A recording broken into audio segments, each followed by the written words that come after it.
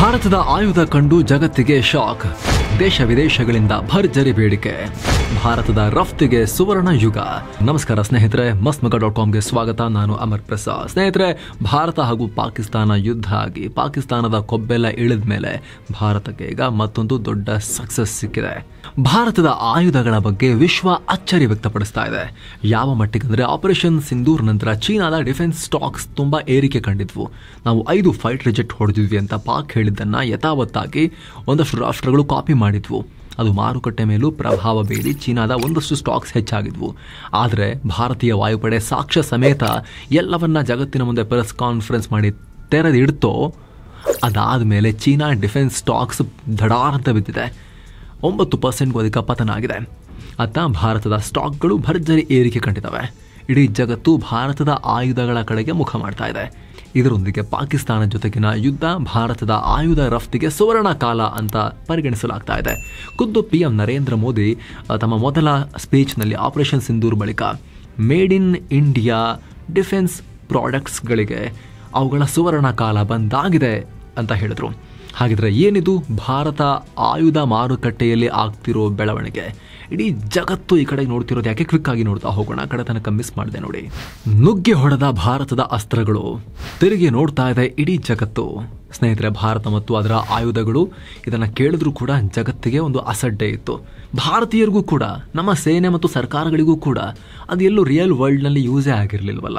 ಕೇವಲ ಟೆಸ್ಟ್ ಅಷ್ಟೇ ಮಾಡಿ ಇಟ್ಕೊಂಡಿದ್ವಿ ನಾವು. ನಮಗೂ ಅದರ ಪೂರ್ಣ ಸಾಮರ್ಥ್ಯ ಗೊತ್ತಿರಲಿಲ್ಲ. ಈಗ ನಮಗೂ ವಿಪರೀತ ಆತ್ಮವಿಶ್ವಾಸ ಬಂದಿದೆ ಆಸ್ ಎ ನೇಷನ್. ನಮ್ಮ ಸೇನಾ ಪಡೆಗಳಿಗೆ, ನಮ್ಮ ಸರ್ಕಾರಕ್ಕೆ, ನಮ್ಮ ಜನರಿಗೆ, ಸೇಮ್ ಟೈಮ್ ವಿದೇಶಿಯರಿಗೂ ಕೂಡ ಕಣ್ಣರಳಿಸಿ ನೋಡೋ ರೀತಿಯಾಗಿದೆ.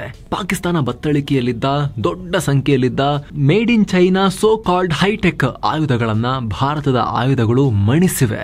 ಇದರಲ್ಲಿ ಪಾಕಿಸ್ತಾನವನ್ನ ಸೋಲಿಸಿದೀವಿ ಅನ್ನೋದು ಭಾರತಕ್ಕೆ ಖಂಡಿತ ದೊಡ್ಡ ವಿಚಾರ ಅಲ್ಲ. ಯಾಕಂದ್ರೆ ಭಾರತದ ಮುಂದೆ ಹೋರಾಡೋಕೆ ಅವರಿಗೆ ಯಾವ ರೀತಿಯಲ್ಲೂ ಯೋಗ್ಯತೆನೇ ಇಲ್ಲ. ಆರ್ಥಿಕವಾಗಿ, ಸೈನಿಕವಾಗಿ ಯಾವುದರಲ್ಲೂ ಇಲ್ಲ. ಅಣ್ವಸ್ತ್ರದ ಹೆಸರು ಹೇಳಿಕೊಂಡು ಅಮೆರಿಕದ F-16 ಇದೆ ಅಂತ ಹೇಳ್ಕೊಂಡು ನಾಟಕ ಮಾಡ್ತಾ ಇದ್ರು ಇಷ್ಟು ದಿವಸ ಅಷ್ಟೇ. ಅದ್ರ ಜೊತೆಗೆ ಇತ್ತೀಚೆಗೆ made in China hi tech weapons ಸೇರ್ಕೊಂಡಿದ್ವು. 4.5 ಜನರೇಷನ್ ಎಲ್ಲ ಸೇರ್ಕೊಂಡ್ಬಿಟ್ಟಿದ್ವು ಫೈಟರ್ ಜೆಟ್ಸ್. ಸೊ ಫುಲ್ ಅತಿಯಾದ ಫೇಕ್ ಆತ್ಮವಿಶ್ವಾಸದಲ್ಲಿ ಬಿರಿತಾಯಿತು ಪಾಕಿಸ್ತಾನದ ಎದೆ. ಆದ್ರೆ ಈಗ ಆಪರೇಷನ್ ಸಿಂಧೂರ್ನಲ್ಲಿ ಭಾರತ ಕೊಟ್ಟಿರೋ ಪೆಟ್ಟಿಗೆ ಪಾಕಿಸ್ತಾನದ ಬೇರೆ ಭಾಗ ಬಿರಿಯುವಂತೆ ಆಗಿದೆ. ಈಗ ಅಂದ್ರೆ ಅವರ ಏರ್ ಡಿಫೆನ್ಸ್ ಬಿರಿದು ಹೋಗಿದೆ, ಹರಿದು ಹೋಗಿದೆ. ಡಿಫೆನ್ಸಿವ್ ಮಾತ್ರ ಅಲ್ಲ, ಅಫೆನ್ಸಿವ್ ಆಗೂ ಕೂಡ ಭಾರತದ ಆಯುಧಗಳು ಶಕ್ತಿಶಾಲಿ ಅಂತ ಪ್ರೂವ್ ಮಾಡಿವೆ. ಅದರಲ್ಲೂ ಕೂಡ BrahMos Akash air defence system ಈಗ ವಿಶ್ವದ ಸೆಂಟರ್ ಆಫ್ ಅಟ್ರಾಕ್ಷನ್ ಆಗಿವೆ. ಎಲ್ರಿಗೂ ಗೊತ್ತಿರೋ ಹಾಗೆ ಪಾಕಿಸ್ತಾನ HQ-9 ಹೆಸರಿನ Chinese air defence system use ಮಾಡ್ತಾ ಇತ್ತು. ಬಾಲಾಕೋಟ್ ಸ್ಟ್ರೈಕ್ ಆದ್ಮೇಲೆ ಸಿಕ್ಕಾಪಟ್ಟೆ ದುಡ್ಡು ಹಾಕಿತ್ತು ಏರ್ ಡಿಫೆನ್ಸ್ ಮೇಲೆ. ಹಲವು ವರ್ಷಗಳ ಶ್ರಮ ಹಾಕಿ ದುಡ್ಡು ಸುರಿದು ಭಿಕ್ಷೆ ಬೇಡಿ ಎಲ್ಲ ತಗೊಂಬಂದು ರಿವರ್ಸ್ ಇಂಜಿನಿಯರಿಂಗ್ ಎಲ್ಲ ಮಾಡಿ ದೊಡ್ಡ ಪ್ರಮಾಣದಲ್ಲಿ ಅಲ್ಲಿ ಎಸ್ಟಾಬ್ಲಿಷ್ ಮಾಡಿತ್ತು. ಏರ್ ಡಿಫೆನ್ಸ್ ಇದೆ ನಮ್ಮ ಹತ್ರ ಅಂತ ಅಂದ್ಕೊಂಡಿತ್ತು. ಆದರೆ ಚೀನಾದ ಆ ಸರಪಳಿಯನ್ನು ಕಿತ್ತು ಬಿಸಾಕಿವೆ ಭಾರತದ ಮಿಸೈಲ್ಗಳು. Pin point ಆಕ್ಯುರಸಿಯೊಂದಿಗೆ ಹೊಡೆದಿದ್ದಾವೆ. ನೀವು ಅಲ್ಲಿ ಆಗಿರೋ ಒಂದೊಂದು ದೃಶ್ಯಗಳನ್ನು ಕೂಡ ಕಣ್ತುಂಬ್ಕೋಬೇಕು. ಕಾಂಪ್ಲೆಕ್ಸ್ಗೆ ಕಾಂಪ್ಲೆಕ್ಸ್, ಕಟ್ಟಡಕ್ಕೆ ಕಟ್ಟಡ, ಎಲ್ಲವೂ ಧ್ವಂಸ, ಉಗ್ರ ನೆಲೆಗಳು. ಏರ್ ಬೇಸ್ಗಳಲ್ಲಂತೂ ಪಿನ್ ಪಾಯಿಂಟ್ ಆಕ್ಯುರಸಿ. ರನ್ವೇನಲ್ಲಿ ಗುಂಡಿ ಆಗಬೇಕಾ, ಆ ರನ್ವೇನಲ್ಲಿ ಕರೆಕ್ಟಾಗಿ ಅದೇ ಪಾಯಿಂಟಲ್ಲಿ ಗುಂಡಿ, ಅದೇ ರನ್ವೇಲಿ ಇನ್ನೊಂದು ಕಡೆ ಮುಂದಕ್ಕೆ ಲ್ಯಾಂಡಿಂಗ್ ಸ್ಪಾಟ್ನಲ್ಲಿ ಗುಂಡಿ ಆಗಬೇಕಾ, ಕರೆಕ್ಟಾಗಿ ಅಲ್ಲೇ ಗುಂಡಿ. ರೆಡಾರ್ ಟವರ್ನಲ್ಲಿ ರೆಡಾರ್ ಮೇಲೆ ಹಾಕಬೇಕಾ, ಕರೆಕ್ಟಾಗಿ ರೆಡಾರ್ ಟವರೇ ಧ್ವಂಸ. ಉಳಿದಿದ್ದ ಕಟ್ಟಡ ಹಾಗೇ ಇದೆ. ಏರ್ ಕ್ರಾಫ್ಟ್ ಹಂಗರ್ ನಿಲ್ಸಿರ್ತಾರಲ್ಲ, ಅದನ್ನ ತೂತು ಮಾಡ್ಕೊಂಡು ಒಳಗೆ ಹೋಗಿ ಅಲ್ಲಿ ಸ್ಫೋಟ ಆಗಬೇಕಾ, ಕರೆಕ್ಟಾಗಿ ಅದರ ರೂಫ್ ತೂತು ಮಾಡ್ಕೊಂಡು ಒಳಗೆ ಹೋಗಿ ಅದರೊಳಗಡೆ ಢಮ್ ಅನ್ಸಿದೆ. 24ರಿಂದ 26 ಕ್ಷಿಪಣಿಗಳು ಪ್ರತಿಯೊಂದು ಆಕ್ಯುರೇಟ್ ಆಗಿ ಗುರಿಯನ್ನು ಹೊಡೆದಿದ್ದಾವೆ. ಪಿನ್ ಪಾಯಿಂಟ್ ಆಕ್ಯುರಸಿ, ಇದು ತುಂಬ ಇಂಪಾರ್ಟೆಂಟ್ ಲೈನ್. ಇದು ಈಗ ಭಾರತದ ಬ್ರಹ್ಮೋಸ್ ಕುರಿತ ಆಸಕ್ತಿಯನ್ನು ಜಗತ್ತಿಗೆ ಕ್ರೇಜ್ ಕ್ರಿಯೇಟ್ ಮಾಡೋಕ್ಕೆ ಕಾರಣ ಆಗಿದೆ. ಇಲ್ಲಿ ನಾವು ಸರ್ಕಾರ ಅಧಿಕೃತವಾಗಿ ಬ್ರಹ್ಮೋಸ್ ಬಳಸಿದ್ದೀವಿ ಅಂತೇನು ಹೇಳಲಿಲ್ಲ. ಯಾವ್ಯಾವ ಶಸ್ತ್ರಾಸ್ತ್ರ ಬಳಸಿ ನಾವು ಹೊಡೆದಿದ್ದೀವಿ ಅಂತ ಎಲ್ಲ ಸೀಕ್ರೆಟ್ಸ್ನ ಬಿಟ್ಕೊಡೋದಿಲ್ಲ. ಆದರೆ ಜಗತ್ತು ಅದನ್ನು ಅರ್ಥ ಮಾಡ್ಕೊಂಡಿದೆ. ಪಾಕಿಸ್ತಾನಿಯರು ಹೇಳಿದ್ರು ಸೂಪರ್ಸಾನಿಕ್ ವೇಗದಲ್ಲಿ ನುಗ್ಗಿ ಬರ್ತಾ ಇದ್ವು, ಅವ್ರು ಹಾರಿಸಿರೋದು ರಾಶಿ ರಾಶಿ ಹಾಕಿಬಿಟ್ರು ನಮ್ಮ ಮೇಲೆ ಅಂತ ಹೇಳಿ. ಅದರ ಪರಿಣಾಮ ಎಷ್ಟೇ ತಡೆಯೋಕೆ ಟ್ರೈ ಮಾಡಿದ್ರು ಕೂಡ ಕೆಲವೊಂದು ಬಂದು ಬಿದ್ವು ನಮ್ಮಲ್ಲಿ ಅಂತ ಪಾಕಿಗಳೇ ಹೇಳ್ಕೊಂಡಿದ್ದಾರೆ ಬ್ರಹ್ಮೋಸ್ ಅಂತ. ಭಾರತದ ಉತ್ತರ ಪ್ರದೇಶದ ಮುಖ್ಯಮಂತ್ರಿ ಯೋಗಿ ಆದಿತ್ಯನಾಥ್ ಅವರು ಈ ಮಿಸೈಲ್ ತಾಕತ್ತನ್ನು ಹೋಗಿ ಡೌಟ್ ಇದ್ದವರು ಪಾಕಿಸ್ತಾನದ ಹತ್ರ ಕೇಳಿ ಅಂತ ಹೇಳಿದ್ದಾರೆ. ರಾಜನಾಥ್ ಸಿಂಗ್ ಅವರು ಪಾಲ್ಗೊಂಡಿದ್ದ ಪ್ರೋಗ್ರಾಮ್ನಲ್ಲೇ. ಸ್ನೇಹಿತರೆ, ನಿಮಗೆ ಗೊತ್ತಿರಲಿ, ಜಗತ್ತಿನ ಅತಿ ವೇಗದ super sonic cruise missile BrahMos. ನೀರು, ನೆಲ, ಆಕಾಶ ಅಂದರೆ ನೆಲದಿಂದ, ಶಿಪ್ನಿಂದ ಮತ್ತು ಫೈಟರ್ ಜೆಟ್ನಿಂದ 3 ಥರದಲ್ಲಿ ಇದನ್ನು ಫೈರ್ ಮಾಡ್ಬೋದು. ಇದೇ ಕಾರಣಕ್ಕೆ ಪಾಕ್ ಈ ಮಿಸೈಲ್ ಟೆಕ್ನಾಲಜಿಯನ್ನು ಹೇಗಾದರೂ ಮಾಡಿ ತಿಳ್ಕೋಬೇಕು ಅಂತ ಹನಿ ಟ್ರ್ಯಾಪ್ ಪ್ರಯತ್ನ ನಿರಂತರವಾಗಿ ಮಾಡ್ತಾ ಇತ್ತು. ಆದರೆ ಪಾಕ್ ಎಷ್ಟೇ ಪ್ರಯತ್ನ ಪಟ್ಟರೂ ಕೂಡ ಆಗಿಲ್ಲ. ಯುದ್ಧ ಭೂಮಿಯಲ್ಲಿ ಪಾಕಿಸ್ತಾನದ ಯೋಗ್ಯತೆ ಸಾಬೀತಾಗಿದೆ. ಪಾಕಿಸ್ತಾನಕ್ಕೆ ಮಾತ್ರ ಅಲ್ಲ, ಚೀನಾಗೂ ಭಾರತದ ಬಗ್ಗೆ ಒಳಗೊಳಗೆ ಭಯ ಹುಟ್ಟೋಕೆ ಕಾರಣ ಆಗಿದೆ ಈ ಆಪರೇಷನ್ ಸಿಂಧೂರ್ ಮತ್ತು ಅದರ ರಿಸಲ್ಟ್ಸ್. ಯಾಕಂದ್ರೆ ಸ್ನೇಹಿತರೆ, ನಿಮ್ಗೆ ಗೊತ್ತಿರಲಿ, ಚೀನಾದ ಶತ್ರುಗಳು ಕೂಡ ನಮ್ಮ ಹತ್ರ ಬ್ರಹ್ಮೋಸ್ ಖರೀದಿ ಮಾಡ್ತಾ ಇದ್ದಾರೆ. ಫಿಲಿಪೈನ್ಸ್ ಆಲ್ರೆಡಿ $375 ಮಿಲಿಯನ್ ಖರ್ಚಲ್ಲಿ ಬ್ರಹ್ಮೋಸ್ ಅನ್ನ ಖರೀದಿ ಮಾಡಿದೆ. ತನ್ನ ಸಾಮಂತ ದೇಶ ಅಂತ ಟ್ರೀಟ್ ಮಾಡುತ್ತೆ ವಿಯೆಟ್ನಾಂ ಅನ್ನ ಚೈನಾ. ಆ ವಿಯೆಟ್ನಾಂ ಕೂಡ ಚೀನಾ ಬಗ್ಗೆ ಬೇಸತ್ತು ಹೋಗಿದೆ. ನಮ್ಮ ಹತ್ರ ಬ್ರಹ್ಮೋಸ್ ಖರೀದಿ ಮಾಡ್ತಾ ಇದೆ. $700 ಮಿಲಿಯನ್ ಖರ್ಚಲ್ಲಿ ಬ್ರಹ್ಮೋಸ್ ಮಿಸೈಲ್ ಖರೀದಿಗೆ ಫೈನಲ್ ಆಗ್ತಾ ಇದೆ ಡೀಲ್. ಮಲೇಷ್ಯಾ ಕೂಡ ತನ್ನ ಸುಕೋಯ್ ಮತ್ತು ಕೆದಾ ಕ್ಲಾಸ್ ವಾರ್ಶಿಪ್ಗಳಿಗೆ ಇದನ್ನು ಖರೀದಿ ಮಾಡೋಕೆ ನೋಡ್ತಾ ಇದೆ. ಥಾಯ್ಲೆಂಡ್, ಸಿಂಗಪೂರ್, ಬ್ರೂನೈ ರಾಷ್ಟ್ರಗಳು ಕೂಡ ಮಾತುಕತೆ ನಡೆಸ್ತಾ ಇವೆ. ಇವುಗಳು ಮಾತ್ರವಲ್ಲದೆ ಲ್ಯಾಟಿನ್ ಅಮೆರಿಕನ್ ರಾಷ್ಟ್ರಗಳು ಇವುಗಳಿಗೆ ಇಂಟ್ರೆಸ್ಟ್ ತೋರಿಸ್ತಾ ಇವೆ. ಮಲೇಷ್ಯಾ ಕೊಡಬೇಡಿ ಅಂತ ಹೇಳ್ತೀವಿ ನಾವು, ಯಾಕಂದ್ರೆ ಮಲೇಷ್ಯಾದವರಿಗೆ ಸ್ವಲ್ಪ ಪಾಕಿಸ್ತಾನ ಮೇಲೆ ಸಾಫ್ಟ್ ಕಾರ್ನರ್. ಅದನ್ನ ಆಮೇಲೆ ಪಾಕಿಸ್ತಾನಕ್ಕೆ ಒಂದು ಕೊಟ್ಟು ತಗೊಂಡು ಹೋಗಿ ಅವ್ರು ಬಿಚ್ಚಿ ಅದನ್ನ ಕಾಪಿ ಮಾಡಕ್ಕೆ ಟ್ರೈ ಮಾಡಿದ್ರೆ ಕಷ್ಟ. ಏನೋ ಸ್ನೇಹಿತರೆ, ವರದಿಯಲ್ಲಿ ಮುಂದುವರಿಯೋಕ್ಕಿಂತ ಮುಂಚೆ ಈ ವಿಡಿಯೋದ ಪಾರ್ಟ್ನರ್ಸ್ ಆಗಿರೋ ಟರ್ಮ್ ಇನ್ಶೂರೆನ್ಸ್ ಬಗ್ಗೆ ನಿಮಗೆ ಕ್ವಿಕ್ ಆಗಿ ಮಾಹಿತಿಯನ್ನು ಕೊಡ್ತೀವಿ. ಸ್ನೇಹಿತರೆ, ಡಿಸ್ಕೌಂಟ್ ರೇಟ್ನಲ್ಲಿ ಟರ್ಮ್ ಇನ್ಶೂರೆನ್ಸ್ ಅನ್ನ ಬೈ ಮಾಡೋಕೆ ಸುವರ್ಣ ಅವಕಾಶ ಇದು. ಡಿಸ್ಕ್ರಿಪ್ಷನ್ ಅಲ್ಲಿ ಪಿನ್ ಮಾಡಿರೋ ಕಾಮೆಂಟ್ ನಲ್ಲಿ ಲಿಂಕ್ ಇದೆ. ಎಷ್ಟು ಡಿಸ್ಕೌಂಟ್ ಅಂತ ಅಲ್ಲೇ ಕೂಡ ಮೆನ್ಷನ್ ಮಾಡಿರ್ತೀವಿ. ಕ್ಲಿಕ್ ಮಾಡೋ ಮೂಲಕ ನೀವು ಬೈ ಮಾಡಬಹುದು. ಭಾರತದ ಟಾಪ್ ಪ್ರೊವೈಡರ್ಗಳಿಂದ ಬೈ ಮಾಡಬಹುದು. ಟರ್ಮ್ ಇನ್ಶೂರೆನ್ಸ್ ಒಂದು ಅತ್ಯವಶ್ಯಕ ಸೆಕ್ಯೂರಿಟಿ, ಫಿನಾನ್ಷಿಯಲ್ ಸೆಕ್ಯೂರಿಟಿಯ ಪ್ರಾಡಕ್ಟ್ ಇದು, ಪ್ರೊಟೆಕ್ಷನ್ ಪ್ಲಾನ್ ಇದು. ದುಡಿತಾ ಇರೋ ವ್ಯಕ್ತಿ ಟರ್ಮ್ ಇನ್ಶೂರೆನ್ಸ್ ಮಾಡಿಸಿದಾಗ ಅದು ಅವರ ಫ್ಯಾಮಿಲಿಗೆ ಆರ್ಥಿಕ ಭದ್ರತೆ. ದುಡಿತಾ ಇರೋ ವ್ಯಕ್ತಿ ಮೇಲೆ ಡಿಪೆಂಡ್ ಆಗಿರೋ ಫ್ಯಾಮಿಲಿಗೆ ಆರ್ಥಿಕ ಭದ್ರತೆ. ಅರ್ನಿಂಗ್ ಪರ್ಸನ್ಗೆ ಏನಾದರೂ ಕೂಡ ಹೆಚ್ಚು ಕಮ್ಮಿ ಆದರೆ, ಅವರಿಲ್ಲ ಅಂತ ಆಗಿಬಿಟ್ರೆ, ಅಂಥ ಟೈಮ್ನಲ್ಲಿ ಫ್ಯಾಮಿಲಿ ಆರ್ಥಿಕವಾಗಿ ಬೀದಿಗೆ ಬರಬಾರ್ದು, ಸಂಕಷ್ಟಕ್ಕೀಡಾಗಬಾರ್ದು ಅಂತಲೇ ಡಿಸೈನ್ ಆಗಿರೋ essential financial product term insurance. ಎಷ್ಟು ಯಂಗ್ ಏಜ್ನಲ್ಲಿ ಜಾಯ್ನ್ ಆಗ್ತೀವಿ ಅಷ್ಟು ಕಮ್ಮಿಯ ಪ್ರೀಮಿಯಂ ಇರುತ್ತೆ. ನೀವು 1 ಕೋಟಿ 2 ಕೋಟಿವರೆಗಿನ ಕವರೇಜನ್ನು $400-800 ಕೂಡ ಪಡ್ಕೋಬಹುದು. ಅಲ್ಲಿಂದ ಆರಂಭ ಆಗುತ್ತೆ. ದೊಡ್ಡ ಪ್ರಮಾಣದ ಕವರೇಜ್ ಸಿಗುತ್ತೆ, ಫ್ಯಾಮಿಲಿಗೆ ಆರ್ಥಿಕ ಭದ್ರತೆ. ಡಿಸ್ಕ್ರಿಪ್ಷನ್ನಲ್ಲಿ ಪಿನ್ ಮಾಡಿರೋ ಕಾಮೆಂಟ್ನಲ್ಲಿ ಲಿಂಕ್ ಇದೆ. ಆ ಲಿಂಕ್ಸ್ ಅನ್ನು ಓಪನ್ ಮಾಡೋ ಮೂಲಕ ಕೆಲವೇ ಕ್ಲಿಕ್ಸ್ ಅಲ್ಲಿ ಟರ್ಮ್ ಇನ್ಶೂರೆನ್ಸ್ಗೆ ಅಪ್ಲೈ ಮಾಡಬಹುದು. ಡಿಸ್ಕ್ರಿಪ್ಷನ್ನಲ್ಲಿ ಪಿನ್ ಮಾಡಿರೋ ಕಾಮೆಂಟ್ನಲ್ಲಿ ಲಿಂಕ್ ಇದೆ. ಬನ್ನೀಗ ವರದಿಯಲ್ಲಿ ಮುಂದುವರಿಯೋಣ. ಏನು, ಬ್ರೆಜಿಲ್, ಚಿಲಿ, ಅರ್ಜೆಂಟೀನಾ, ವೆನೆಜುವೆಲಾಗಳು ಭಾರತದೊಂದಿಗೆ ಇನಿಷಿಯಲ್ ಮಾತುಕತೆ ನಡೆಸ್ತಾ ಇವೆ. Egypt, Saudi Arabia, United Arab Emirates, UAE, Qatar, ಒಮಾನ್ಗಳು ಕೂಡ ಇಂಟ್ರೆಸ್ಟ್ ತೋರಿಸಿದವೆ. ಕೆಲ ರಾಷ್ಟ್ರಗಳು ಅಂತಿಮ ಹಂತದ ಮಾತುಕತೆಯಲ್ಲಿವೆ. ಆ ಕಡೆ ಸೌತ್ ಆಫ್ರಿಕಾ, ಈ ಕಡೆ ಬಲ್ಗೇರಿಯಾ, ಎಲ್ಲ ರಾಷ್ಟ್ರಗಳು ಬ್ರಹ್ಮೋಸ್ ಅನ್ನ ಕೇಳ್ತಾ ಇದ್ದಾವೆ.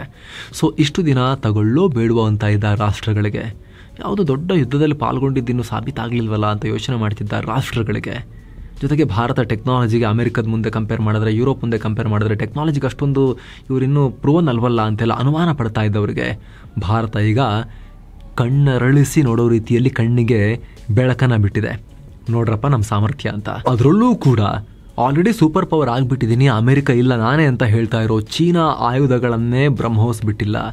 ಅವರ ಏರ್ ಡಿಫೆನ್ಸ್ ಸಿಸ್ಟಮ್ಗೆ ಬ್ರಹ್ಮೋಸನ್ನು ತಡೆಯೋಕೆ ಆಗಿಲ್ಲ ಅನ್ನೋದು ಈಗ ಎಲ್ಲ ರಾಷ್ಟ್ರಗಳ ಆಸಕ್ತಿ ಹೆಚ್ಚಾಗೋಕೆ ಕಾರಣ ಆಗಿದೆ. ಇನ್ನೊಂದು ಮುಖ್ಯವಾಗಿರೋದು ಭಾರತದ Akash missile air defence system. ಸ್ನೇಹಿತರೆ, ಇದಂತೂ ಯುದ್ಧದ ದಿಕ್ಕನ್ನೇ ಚೇಂಜ್ ಮಾಡಿದ ಅಸ್ತ್ರ. ಯಾಕಂದ್ರೆ ಪಾಕ್ ಹಮಾಸ್ ಹಿಜ್ಬುಲ್ಲಾ ರೀತಿ ಡ್ರೋನ್ ಮಿಸೈಲ್ ಮಳೆಯನ್ನೇ ಸುರಿಸ್ತು. ಆದ್ರೆ ಹಮಾಸ್ ಹಿಜ್ಬುಲ್ಲಾಗಳಿಗೆ ಕಂಪೇರ್ ಮಾಡಿದ್ರೆ ಟೆಕ್ನಾಲಜಿಕಲಿ ಮತ್ತು ಮಿಲಿಟರಿ ಸ್ಟ್ರೆಂತ್ ನಲ್ಲಿ ಫಾರ್ ಮುಂದೆ ಇದ್ದಾರೆ. ನಮ್ಮಷ್ಟಿಲ್ಲ. ನಾವು ಹೇಳಿದಾಗ ನಿನ್ನೆ 2 ಶಕ್ತಿಶಾಲಿ ರಾಷ್ಟ್ರಗಳು ಅಂದಾಗ ಪಾಕಿಸ್ತಾನ ಏನು ಶಕ್ತಿಶಾಲಿ ಅಂತ ನಾವು ಕಂಪ್ಯಾರಿಸನ್, ಹಮಾಸ್ ಆಮೇಲೆ ಈ ಹಿಜ್ಬುಲ್ಲಾ, ಹುತಿಗಳು ಅವ್ರಿಗೆ ಕಂಪೇರ್ ಮಾಡಿದ್ರೆ ಪಾಕಿಸ್ತಾನ ಆರ್ಗನೈಸ್ಡ್ ಮಿಲಿಟರಿ ಮತ್ತು ಅವ್ರಿಗಿಂತ ಪವರ್ಫುಲ್ ಅಂತ ಹೇಳಿದ್ದು. ಅವ್ರಿಗೆ ಕಂಪೇರ್ ಮಾಡಿದ್ರೆ, ನಮಗೆ ಕಂಪೇರ್ ಮಾಡಿದ್ರೆ ಅಲ್ಲ. ಸೊ ಅವ್ರಿಗಿಂತ ಬೆಟರ್ ಫೋರ್ಸ್ನಲ್ಲಿ, ಬೆಟರ್ ಶಕ್ತಿಯೊಂದಿಗೆ ಪಾಕಿಸ್ತಾನ ನಮ್ಮ ಕಡೆಗೆ ಹಾರಿಸ್ತು. ಒಂದು ಹಂತದಲ್ಲಿ ಭಾರತ ಇಷ್ಟೆಲ್ಲ ತಡೆಯೋಕ್ಕಾಗುತ್ತಾ, ಏನು ಕತೆ ಅನ್ನೋ ಪ್ರಶ್ನೆ ಕೂಡ ಮೂಡೋ ಕಾರಣ ಆಗಿತ್ತು. ಆದರೆ ಆಕಾಶ್ ತೀರ್ ಏರ್ ಡಿಫೆನ್ಸ್ ಸಿಸ್ಟಮ್ ಇದೆಯಲ್ಲ ನಮ್ಮದು, ಸಾಮರ್ಥ್ಯವನ್ನು ಸಾಬೀತು ಮಾಡಿದೆ. S-400 ತುಂಬ ಬಳಸಬೇಕಾಗ ಬರಲೇ ಇಲ್ಲ. ಎಲ್ಲ ಆಕಾಶ್ ಮತ್ತು ಉಳಿದ ಇನ್ನೂ ಕೆಲವೊಂದಷ್ಟು ಸಣ್ಣ ಪುಟ್ಟ ಅಸ್ತ್ರಗಳು ಕೂಡ ಇದಾವೆ ನಮ್ಮ ಹತ್ರ ಏರ್ ಡಿಫೆನ್ಸ್ಗೆ. ಅವುಗಳೇ ಕೆಲಸವನ್ನ ಮಾಡಿ ಮುಗಿಸಿದ್ವು. ಸ್ನೇಹಿತರೆ, ಆಲ್ರೆಡಿ ರಕ್ಷಣಾ ತಜ್ಞರು ಇಸ್ರೇಲ್ನ ಐರನ್ ಡೋಮ್ಗೆ ಆಕಾಶ್ ತೀರನ್ನ ಕಂಪೇರ್ ಮಾಡ್ತಾ ಇದ್ರು. ಆದ್ರೆ ಸಾಮರ್ಥ್ಯ ಪ್ರೂವನ್ ಇರಲಿಲ್ಲ. ಯುದ್ಧ ಭೂಮಿಯಲ್ಲಿ ರಿಯಲ್ ವರ್ಲ್ಡ್ ನಲ್ಲಿ ಬಳಕೆ ಆಗಿರಲಿಲ್ಲ, ಟೆಸ್ಟ್ ಅಷ್ಟೇ ಆಗಿತ್ತು. ಈಗ ಅದು ಐರನ್ ಡೋಮ್ಗಿಂತ ಹೆಚ್ಚು ಎಫೆಕ್ಟಿವ್ ಅಂತ ಸಾಬೀತಾಗಿದೆ. ಇಸ್ರೇಲ್ಗೆ ಹಮಸ್ನವ್ರು ಹಾರಿಸಿದ್ದನ್ನೇ ಪೂರ್ತಿ ತಡೆಯೋಕ್ಕಾಗಿರಲಿಲ್ಲ. ಕೆಲವೊಂದು ಬಿದ್ದಿದ್ವು, ಡ್ಯಾಮೇಜ್ ಕೂಡ ಮಾಡಿದ್ವು. ಇವ್ರದ್ದು ನೆತನ್ಯಾಹು, ಈ ಇಸ್ರೇಲ್ನ ಪ್ರೈಮ್ ಮಿನಿಸ್ಟರ್, ಅವ್ರ ಮನೆ ಕಿಟಕಿ ಎಲ್ಲ ಧ್ವಂಸ ಆಗಿತ್ತು. ಪ್ರೈಮ್ ಮಿನಿಸ್ಟರ್ ಮನೆ ತನಕ ಹೋಗಿತ್ತು. ಯಾರು ಪುಡಿ ಹಮಸ್ಗಳದು. ಆದರೆ ಪಾಕಿಸ್ತಾನದ ಕೈಯಲ್ಲಿ ಏನೂ ಮಾಡೋಕ್ಕಾಗಲಿಲ್ಲ. ನಾಗರಿಕರ ಮನೆಗಳನ್ನು ಒಂದಷ್ಟು ಡ್ಯಾಮೇಜ್ ಮಾಡಿದ್ಬಿಟ್ರೆ ಏನು ಮುಖ್ಯವಾಗಿರೋ ಅಸೆಟ್ಸ್ ಅನ್ನ ಟಚ್ ಮಾಡೋಕ್ಕೆ ಆಗಲಿಲ್ಲ. ರಾಷ್ಟ್ರೀಯ ಮಹತ್ವದ ಅಸೆಟ್ಸ್ ಅನ್ನ ಟಚ್ ಮಾಡೋಕ್ಕೆ ಆಗಿಲ್ಲ. ಸಂಸತ್ ಕಟ್ಟಡ ಆಗಿರ್ಬೋದು, ರಕ್ಷಣಾ ಕಚೇರಿಗಳಾಗಿರ್ಬೋದು, ಏರ್ ಬೇಸ್ಗಳಾಗಿರ್ಬೋದು, ಮಿಲಿಟರಿ ಬೇಸ್ಗಳಾಗಿರ್ಬೋದು, ಯಾವುದನ್ನು ಮುಟ್ಟಕ್ಕಾಗಲಿಲ್ಲ ಪಾಕಿಸ್ತಾನದ ಕೈಲಿ. ಒಳಗೆ ಬರಕ್ಕೆ ಬಿಟ್ಟಿಲ್ಲ ಡ್ರೋನ್ಗಳು ಮತ್ತು ಮಿಸೈಲ್ಗಳನ್ನ. ಪಶ್ಚಿಮದ ಗಡಿಯುದ್ದಕ್ಕೂ ಪಾಕ್ ಮಿಸೈಲ್ಗಳು ಅನಾಥವಾಗಿ ಮರುಭೂಮಿಯಲ್ಲಿ ಕಾಡಲ್ಲಿ ಬಿದ್ದಿದ್ದಾವೆ. ಹಿಡ್ಕೊಂಡ್ಬಂದು ಫೋಟೋ ತೆಗೆದು ತೋರಿಸಿದ್ದಾರೆ ನಮ್ಮ ಸೇನಾಪಡೆಯವರು. ಗಂಟೆಗೆ 3000 ಕಿಲೋಮೀಟರ್ ವೇಗದಲ್ಲಿ ನುಗ್ಗಿ 60 kg ಸ್ಫೋಟಕ ಹೊತ್ತು 20 ಕಿಲೋಮೀಟರ್ ದೂರದಲ್ಲೇ ಎಲ್ಲ ಶತ್ರು ಥ್ರೆಟ್ಗಳನ್ನು ನಮ್ಮ ಆಕಾಶ್ ತೀರ್ ಸಿಸ್ಟಮ್ ಡೆಮಾಲಿಷನ್ ಮಾಡಿದೆ. ಆಕಾಶ್ ತೀರ್ ಅದೊಂದು ಆಲ್ಗೊರಿದಮ್, ಅದೊಂದು ಸೆಟಪ್. ಅದು ಡಿಸೈಡ್ ಮಾಡುತ್ತೆ ಬರ್ತಿರೋ ಥ್ರೆಟ್ ಯಾವುದು ಅಂತ ಗುರುತಿಸಿ ನಮ್ಮಲ್ಲಿರೋ ಯಾವ ಅಸ್ತ್ರವನ್ನು ಹೊಡಿಬೇಕು ಬಳಸಿ ಅಲ್ಲಿಗೆ ಅಂತ. S-400 ಹೊಡಿಬೇಕಾ, ಆಕಾಶ್ ಮಿಸೈಲಲ್ಲಿ ಹೊಡಿಬೇಕಾ, ಅಥವಾ ಬರಾಕಲ್ಲಿ ಹೊಡಿಬೇಕಾ, ಸ್ಪೈಡರಲ್ಲಿ ಹೊಡಿಬೇಕಾ, ಅಥವಾ ಪ್ರತಿ ಸೆಕೆಂಡ್ಗೆ 1000 ರೌಂಡ್ ಫೈರ್ ಮಾಡುವಂತಹ ಈ ಗನ್ ಸಿಸ್ಟಮಲ್ಲಿ ಹೊಡಿಬೇಕಾ ಅಂತ ಆಕಾಶ್ ತೀರ್ ಡಿಸೈಡ್ ಮಾಡುತ್ತೆ. ಆಕಾಶ್ ತೀರ್ ಒಂದು ಕಮಾಂಡ್ ಅಂಡ್ ಕಂಟ್ರೋಲ್ ಸಿಸ್ಟಮ್ ಅಂತ ಅನ್ಕೊಳ್ಳಿ, ಒಂದು ಆಲ್ಗೊರಿದಮ್ ಅಂತ ಅನ್ಕೊಳ್ಳಿ. ಇದರ ಕೆಳಗೆ ಬೇರೆ ಬೇರೆ ಮಿಸೈಲ್ ಸಿಸ್ಟಮ್ಸ್ ಕೆಲಸ ಮಾಡ್ತವೆ. ಇಲ್ಲಿ ಆಕಾಶ್ ಮಿಸೈಲ್ ಬಗ್ಗೆ ನಾವು ಪರ್ಟಿಕ್ಯುಲರ್ಲಿ ನೋಡಿದ್ರೆ ಸ್ನೇಹಿತರೆ, ಇದು ಕೂಡ ಫುಲ್ಲಿ ಆಟೋಮೆಟಿಕ್ ಇದೆ, ಕ್ವಿಕ್ ಆಗಿ ರೆಸ್ಪಾನ್ಸ್ ಮಾಡುತ್ತೆ. ಇದರಲ್ಲಿ 82% ಕಾಂಟೆಂಟ್ ಭಾರತದ್ದೇ ಇದೆ. ಸುಡಾನ್ ಕೂಡ ಆಲ್ರೆಡಿ ಇದನ್ನ ಖರೀದಿ ಮಾಡಿದೆ. ಅರ್ಮೇನಿಯಾ ಖರೀದಿ ಮಾಡಿ ಅಜರ್ಬೈಜಾನ್ ವಿರುದ್ಧ ಬಳಸೋಣ ಅಂತ ಹೊರಟಿತ್ತು, ಬಟ್ ಅಲ್ಲಿ ಯುದ್ಧ ನಿಂತಿದೆ. ಹಾಗಾಗಿ ಆಕಾಶ್ ಮಿಸೈಲ್ ರಿಯಲ್ ವರ್ಲ್ಡ್ ಅಲ್ಲಿ ಯೂಸ್ ಆಗಿರಲಿಲ್ಲ. ಆದ್ರೆ ಈಗ ಪಾಕಿಸ್ತಾನದಂತಹ ಶತ್ರುವಿನ ಮುಂದೆನೆ ಅದರ ಸಾಮರ್ಥ್ಯ ಸಾಬೀತಾಗಿದೆ. ಅದರ ಪರಿಣಾಮ ಇನ್ನಷ್ಟು ರಾಷ್ಟ್ರಗಳಿಗೆ ಇಂಟ್ರೆಸ್ಟ್ ತೋರಿಸ್ತಾ ಇದ್ದಾರೆ. ಬ್ರೆಜಿಲ್ ಆಲ್ರೆಡಿ ಇಂಟ್ರೆಸ್ಟ್ ತೋರಿಸಿದೆ. ಅವರಿಗೆ ಚೀನಾದ ಸ್ಕೈ ಡ್ರ್ಯಾಗನ್ 50 ಹೆಸರಿನ ಮಿಸೈಲ್ ಸಿಸ್ಟಮ್ ಖರೀದಿ ಮಾಡೋ ಆಸಕ್ತಿ ಇತ್ತು. ಬಟ್ ಪಾಕ್ ಜೊತೆಗಿನ ಈ ಯುದ್ಧದಲ್ಲಿ ಆ ಚೀನಾ ಸಾಮಾನುಗಳು ಧ್ವಂಸ ಆಗಿವೆ. ಸೊ ಬ್ರೆಜಿಲ್ನವರು ಆ ಚೈನಾದ ಟೆಸ್ಟ್ ಫೈರಿಂಗ್ ಅನ್ನ ಕೂಡ ನೋಡಿದ್ರು, ಸ್ಕೈ ಡ್ರ್ಯಾಗನ್ 50ದು, ಭಾರತದ ಆಕಾಶದು ಕೂಡ ನೋಡಿದ್ರು, ಎರಡೂ ನೋಡ್ಕೊಂಡು ಹೋಗಿದ್ರು. ಈಗ ಎರಡೂ ನೋಡ್ಕೊಂಡು ಹೋಗಿರೋ ಅವರು ಭಾರತದ ರಿಯಲ್ ವರ್ಲ್ಡ್ ಕೆಪಬಿಲಿಟಿಯನ್ನು ನೋಡಿದಾರಲ್ಲ ರಿಯಲ್ ಕದನದಲ್ಲಿ, ಹಾಗಾಗಿ ಭಾರತದ ಕಡೆಗೆ ಮುಖ ಮಾಡೋ ಸಾಧ್ಯತೆ ಜಾಸ್ತಿ ಇರುತ್ತೆ. ಹಾಗೆ ಫಿಲಿಪೈನ್ಸ್ ನೇವಿ ಕೂಡ ಇದನ್ನ ಕೇಳಿದೆ ಅಂತ ಗೊತ್ತಾಗಿದೆ. UAE ಕೂಡ ಇಂಟ್ರೆಸ್ಟ್ ತೋರಿಸ್ತಾ ಇದೆ. ಬೆಲರೂಸ್, ಈಜಿಪ್ಟ್ಗಳು ಕೂಡ ಮಾತುಕತೆಯನ್ನ ಕಂಟಿನ್ಯೂ ಮಾಡ್ತಾ ಇದ್ದಾರೆ. ಇದನ್ನ ಬಿಟ್ಟರೆ ಭಾರತದ ಬರಾಕ್ 8 ಮಿಸೈಲ್ ಸಿಸ್ಟಮ್ ಈ ಬಾರಿ ಹೆಚ್ಚು ಪ್ರಯೋಜನಕ್ಕೆ ಬಂದಿದೆ. ಈ ಬರಾಕ್ ಮಿಸೈಲ್ ಸಿಸ್ಟಮ್ ಇಸ್ರೇಲ್ ಮತ್ತು ಭಾರತ ಎರಡು ಜಾಯಿಂಟ್ಲಿ ಡೆವಲಪ್ ಮಾಡಿರೋ ಆಯುಧ. ಇದೊಂದು medium range air defence system. 70ರಿಂದ 100 ಕಿಲೋಮೀಟರ್ ದೂರದಲ್ಲೇ ಶತ್ರು ಟಾರ್ಗೆಟ್ ಅನ್ನ ಧ್ವಂಸ ಮಾಡುತ್ತೆ. ಗಂಟೆಗೆ 2500 ಕಿಲೋಮೀಟರ್ ವೇಗದಲ್ಲಿ ಚಲಿಸುತ್ತೆ. One of the important air defence system. ಪಾಕಿಸ್ತಾನದ ಫತಾ ಮಿಸೈಲ್ ಅನ್ನ ಹರಿಯಾಣದ ಸಿರ್ಸಾ ಬಳಿ ಹೊಡೆದು ಬೀಳಿಸಿದ್ದು ಇದೇ ಮಿಸೈಲ್ ಸಿಸ್ಟಮ್. ಸದ್ಯ ಇದನ್ನ ಇಸ್ರೇಲ್, ಅಜರ್ಬೈಜಾನ್, ಸೈಪ್ರಸ್ ಯೂಸ್ ಮಾಡ್ತಿವೆ. ಇಸ್ರೇಲ್ ಅಜರ್ಬೈಜಾನ್ ಜೊತೆಗೆ ಚೆನ್ನಾಗಿದ್ದಾರೆ, ಹಾಗಾಗಿ ಇಸ್ರೇಲ್ನವರು ಅವರಿಗೆ ಮಾರಾಟ ಮಾಡಿದ್ದಾರೆ. ಈಗ ಈ ಮಿಸೈಲ್ ಸಿಸ್ಟಮ್ಗೂ ಬೇಡಿಕೆ ಜಾಸ್ತಿ ಆಗೋ ಚಾನ್ಸಸ್ ಇದೆ. ಇನ್ನು ಸ್ನೇಹಿತರೆ, ಭಾರತ ಪಾಕ್ ಒಳನುಗ್ಗಿ ದಾಳಿ ಮಾಡೋ ಟೈಮ್ನಲ್ಲಿ ಬೇರೆ ಬೇರೆ ಥರದ ಡ್ರೋನ್ಗಳನ್ನು ಕೂಡ ಬಳಸಿದೆ. ಅದರಲ್ಲಿ ಸ್ಕೈ ಸ್ಟ್ರೈಕರ್ ಹೆಸರಿನ ಆತ್ಮಾಹುತಿ ದಾಳಿಕೋರ ಡ್ರೋನ್ ಕೂಡ ಒಂದು. ಈ ಡ್ರೋನ್ಗಳು ನಮ್ಮ ಬೆಂಗಳೂರು ಮೂಲದ ಆಲ್ಫಾ ಡಿಸೈನ್ ಮತ್ತು ಇಸ್ರೇಲ್ನ ಎಲ್ಬಿಟ್ ಸೆಕ್ಯೂರಿಟಿ ಸಿಸ್ಟಮ್ ಕಂಪನಿಗಳು ಜಂಟಿಯಾಗಿ ಡೆವಲಪ್ ಮಾಡಿರೋದು. ಬೆಂಗಳೂರಲ್ಲೇ ಇವುಗಳ ಪ್ರೊಡಕ್ಷನ್ ಕೂಡ ಆಗಿದೆ. ಈ ಡ್ರೋನ್ಗಳ ಸ್ಪೆಷಾಲಿಟಿ ಅಂದರೆ ಕಮ್ಮಿ ಎತ್ತರದಲ್ಲಿ ರಹಸ್ಯ ಕಾರ್ಯಾಚರಣೆಗೆ ಅನುಕೂಲ ಆಗೋ ರೀತಿಯಲ್ಲಿ ನಿರ್ಮಾಣ ಮಾಡಲಾಗಿದೆ. ಅಷ್ಟು ಮಾತ್ರ ಅಲ್ಲ, ಇವು ಫುಲ್ಲಿ ಆಟೋನಮಸ್ ಟೆಕ್ನಾಲಜಿಯನ್ನು ಹೊಂದಿವೆ. GPS ಸಿಗ್ನಲ್ ಕಟ್ ಆದರೂ ಕೂಡ ಮೊದಲೇ ಫಿಕ್ಸ್ ಮಾಡಿದ ಟಾರ್ಗೆಟ್ನ ಎಕ್ಸಾಕ್ಟ್ ಆಗಿ ಹೊಡೆದುರುಳಿಸ್ತವೆ. ಇಂಟ್ರೆಸ್ಟಿಂಗ್ ಅಂದರೆ ಟಾರ್ಗೆಟ್ ಹೊಡೆಯೋಕೆ ಇನ್ನೇನು 2 ಸೆಕೆಂಡ್ ಮೊದಲು ಕಮಾಂಡ್ ಕೊಟ್ಟು ಆ ಸ್ಟ್ರೈಕ್ ಮಾಡೋದನ್ನು ನಿಲ್ಲಿಸ್ಬೋದು ಕೂಡ. ನಮ್ಮ ಸೇನೆ 2023ರಲ್ಲಿ ತುರ್ತಾಗಿ 100 ಸ್ಕೈ ಸ್ಟ್ರೈಕರ್ ಬೇಕು ಅಂತ ಆರ್ಡರ್ ಕೊಟ್ಟಿತ್ತು. ಈಗ ಇನ್ನೂ ದೊಡ್ಡ ಸಂಖ್ಯೆಯಲ್ಲಿ ಆರ್ಡರ್ಸ್ ಕೊಡ್ತಿದ್ದಾರೆ ಅನ್ನೋ ಮಾಹಿತಿ ಇದೆ. ಸೊ ಡ್ರೋನ್ಗಳ ವಿಚಾರದಲ್ಲೂ ಮೇಕ್ ಇನ್ ಇಂಡಿಯಾ ಪ್ರಾಡಕ್ಟ್ಸ್ ಜಗತ್ತಿಗೆ ಎಕ್ಸ್ಪೋರ್ಟ್ ಆಗೋ ದಿನಗಳು ಈಗ ಹತ್ರ ಬರ್ತಾ ಇದಾವೆ. ಇದರ ಪರಿಣಾಮ ಭಾರತದ ಡಿಫೆನ್ಸ್ ಸ್ಟಾಕ್ಗಳ ಬೆಲೆ ಕೂಡ ಇದ್ದಕ್ಕಿದ್ದಂತೆ ಏರಿಕೆಯಾಗ್ತಾ ಇದೆ. ನಾವ್ಯಾವುದು ರೆಕಮೆಂಡ್ ಮಾಡ್ತಾ ಇಲ್ಲ, ಬಟ್ ಡಿಫೆನ್ಸ್ ಸ್ಟಾಕ್ಗಳ ಮೌಲ್ಯ ಮತ್ತೊಮ್ಮೆ ಈಗ ಒಂದಷ್ಟು ಕೂಲ್ ಆಫ್ ಬಳಿಕ ಮತ್ತೆ ಏರಿಕೆಯಾಗೋಕೆ ಶುರುವಾಗಿದೆ.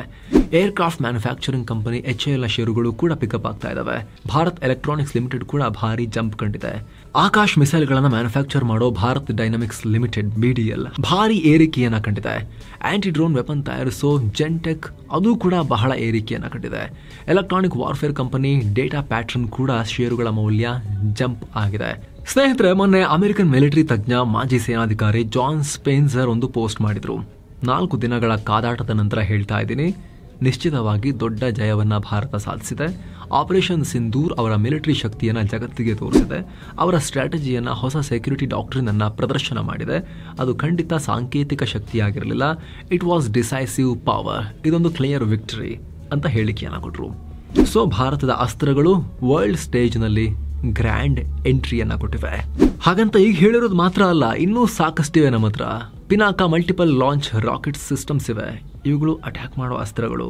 ಇದನ್ನ ಫ್ರಾನ್ಸ್ ಕೂಡ ತಗೊಳ್ಳೋಕೆ ಮುಂದಾಗಿದೆ ಅನ್ನೋ ರಿಪೋರ್ಟ್ ಇದೆ. ಅರ್ಮೇನಿಯಾ ಆಲ್ರೆಡಿ ಖರೀದಿ ಮಾಡಿದೆ.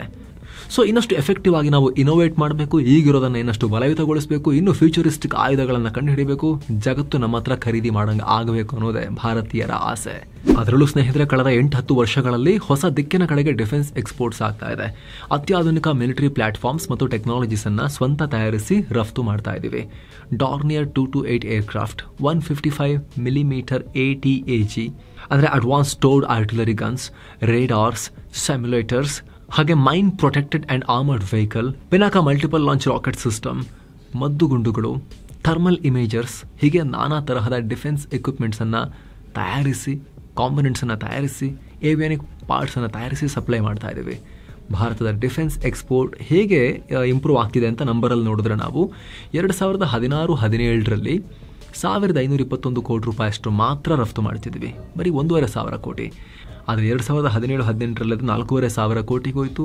2018-19ರಲ್ಲಿ 10,700 ಕೋಟಿ ದಾಟಿತು. 2019-20ರಲ್ಲಿ 9,115 ಕೋಟಿ. 2020-21ರಲ್ಲಿ ಮತ್ತೆ 8,000 ಕೋಟಿ ಚಿಲ್ಲರೆ.